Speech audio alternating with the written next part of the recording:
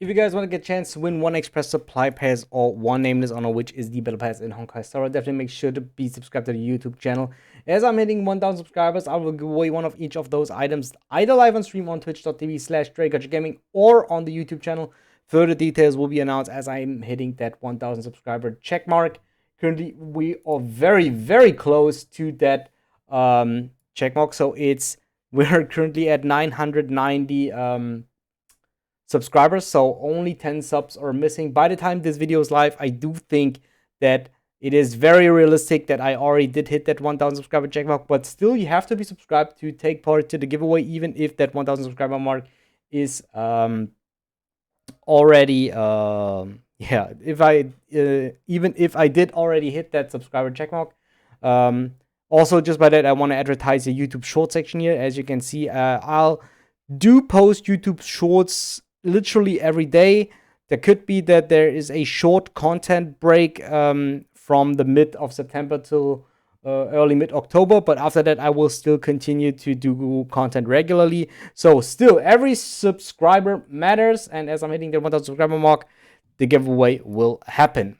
All right, with that out of the way, let's talk about today's topic. It's a little bit different than usually, but not that much. I will talk about a tier list here. So let's make this video on full screen here.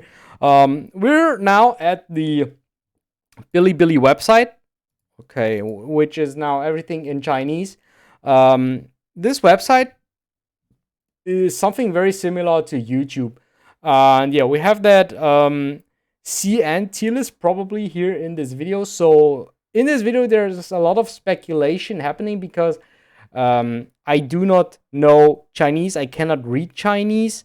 So if you're here and you do understand the majority of things in the video, maybe you could help me out on that in the comment section down below. But just by that, we're talking about a lot of speculation here. And yeah, let's see what we can speculate out of that video. What is the matter in China, basically, where the game comes from? All right, I will just go a little bit ahead here, and they're basically talking about the current, I think, memory of chaos here, relevant units, and yeah, enemies that are currently, I think, how do I say, that are currently relevant in the game, like in Simulated Universe and in the Memory of Chaos. And then this is the first thing that they do with the tier list. So basically, we have a couple of units here, starting with Su Shang. And as we can see, okay, maybe I have to put off my webcam here. We can see here that there are different tiers. It's kind of confusing because it starts with A. Then we have the B tier. Then we have, again, S minus.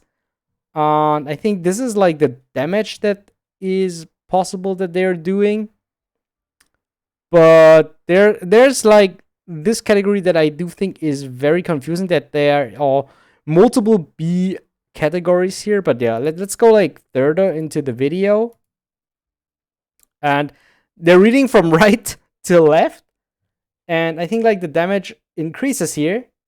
So, as I said, this is just my speculation here. I do not know guaranteed if this information here is correct that I do provide. So, I'll just do it based off my speculation. But now this seems very right to me. This seems very, very right to me. Clara in the S tier. We have Jingyan in S minus tier. And then we start off with the S tier, with Sealy being here. Kafka and Blade being a tier. Then Qingque overtakes those three units, Kafka, Sealy, and Blade. But I assume this is a E6 Qingque. And then we have, of course, on number 1 currently in China, AMBIBITOR LUNAE Dan Heng. Whoa, but I'm really flashed by this fact, to be honest. Like, so, I mean, for this, it seems very clear from here, right? So we have AMBIBITOR LUNAE at number 1. I do think, I really assume that this is only referred to an E6 Qingque. But wow, I never thought that they would put her even here.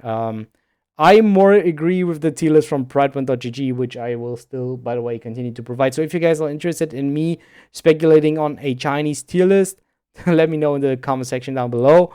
But yeah, this is now very shocking to me, though, that Xinghui is number 2 basically here out of this tier list, even though if we compare those numbers here both. And then there is Blade, Kafka, and Sealy, which I mean, I can see that these 3 now build 1 tier, basically. Now that he is included into the game and he is, in terms of damage, on a whole nother level than these 3 characters. But, like, she is, like, above these 3? Yo. That's insane to me. That's really, really insane to me. Okay, what is this? Bronya, Sealy, and... Bronya is... Oh, I think Bronya is S tier support for those 2 characters. And yeah, probably these 2 characters are... Oh no, these 4 characters are the best supporters for Dan Heng. Okay, this is also very odd to me, because I highly do believe that Tingyan is basically the best support for Dan Heng, just in terms of overall as a unit. While, if I do understand this right, they do recommend the best supporters for the for AMBIBITOR LUNAE here, and they say that it is Bronya. I mean, yeah, Bronya obviously increases the damage, but she also uses up 1 skill point, while Dan Heng also uses 3 skill points if you want to maximize his damage. So you have to use 4 skill points for a max hit of Dan Heng, though. Which I personally do not really like. I think I would rather stick with a Tingyan and build up skill points. Okay, what is this? Kafka S tier? Oh, I think it's like very important to translate these here over here. Okay, these are like overall Nihility characters. Nihility characters. And we have Abundance characters, where they already added the new characters, Fu Xuan and Lynx, while Fu Xuan being on the top together with Locha. I also do think that this will happen. And Lynx is on par with Japoret and Bailu. She overtakes every 4-star. Now it's again confusing why Clara and the Trailblazer are over here, but yeah. Okay, these are like probably the most recommended team comps here. With as S tier, this one being the best. Fu Xuan, Silverwolf, Blade, and Sealy.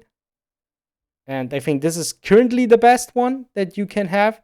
This is currently the best team that you can build. I mean, I would never build this team like that, honestly, just because of the skill point issues that this team will provide.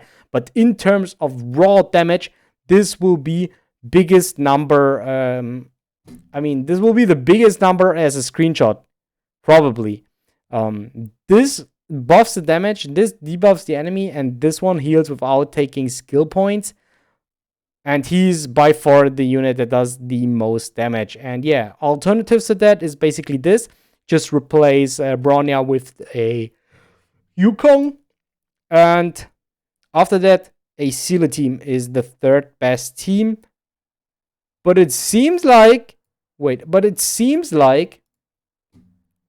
The confusing thing here is that Blade, Bronya, Silverwolf, and Lynx is over here. Okay, these are basically teams that are currently not available, but this is like their pre-ranked damage, basically. So this will probably be, in terms of damage, the strongest team if she releases. Just by the fact of, her releasing. I think this will be like the plan B team for a Blade team, probably. Interesting. Okay, next team we have again another Dan Heng team. This is probably the team that I would build. So if we compare, this is a damage loss of 400,000, which is quite a lot, honestly. And this is no, it's 300,000 because this is like 3,100,000. But this team is skill point positive, so I would rather stick with this team, honestly, though.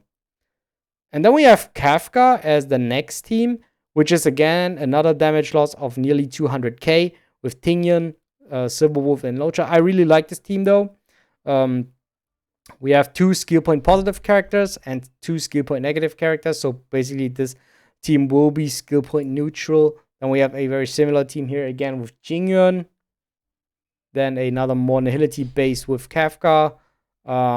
Basically, this is the team that I will use most of the time, replacing Luca with Shovel sometimes, or just another unit because I didn't have the time to build this. But yeah, I think this is like the only statistic that is really understandable, just because of the fact that we have the numbers, the damage numbers here of these teams. But yeah, probably that's it. Let's go maybe back to this. This is like my confusing part. Why is an S minus tier in between the B tier here? Or maybe it's like, okay, maybe this is just the damage that the unit deals, but this is like how they would rank the unit in the tier list. So I mean, this is basically every damage dealer in the game. And then we start to talk about units that aren't damage dealers, basically. So yeah, I think now it seems a bit clearer to me. All right. I think yeah, let's get back here. I think that's already it. I think this was a very interesting take. Let me know if you guys want to see more of this. Now that I have a little bit of a better gist of how the tier list works, I think it should be possible to cover those in the future if you guys want to see those, if you think that this was interesting enough. And yeah, subscribe to the channel for more, and I'll see you guys next time. Bye.